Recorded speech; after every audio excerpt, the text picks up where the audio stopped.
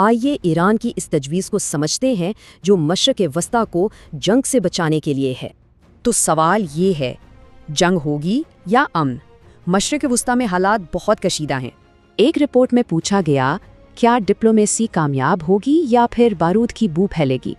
Report کے مطابق مشرق وسطیٰ ایک بہت بڑی تباہ کن جنگ کے دہانے پر کھڑا ہے۔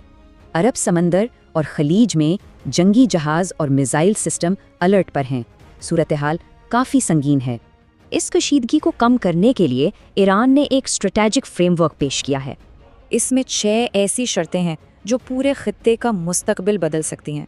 یہ 6 نکات ہیں: جنگ نہ ہونے کی گارنٹی، فوجی اڈوں کا خاتمہ، ہرجانہ، جنگ بندی، نئے بحری قوانین اور مخالف میڈیا پر ایکشن۔ اچھا، تو اب سوال یہ ہے کہ کیا یہ مطالبات واقعی مانے جا سکتے ہیں؟ یعنی کیا دنیا ان شرطوں کو قبول کرے گی؟ یہ ہے اصل سوال۔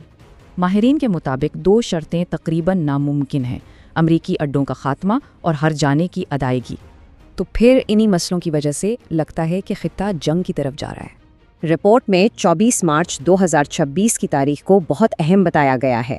یعنی اگر بات نہ بنی تو یہ تاریخ جنگ کی طرف ایک فیصلہ کن موڑ ہو سکتی ہے۔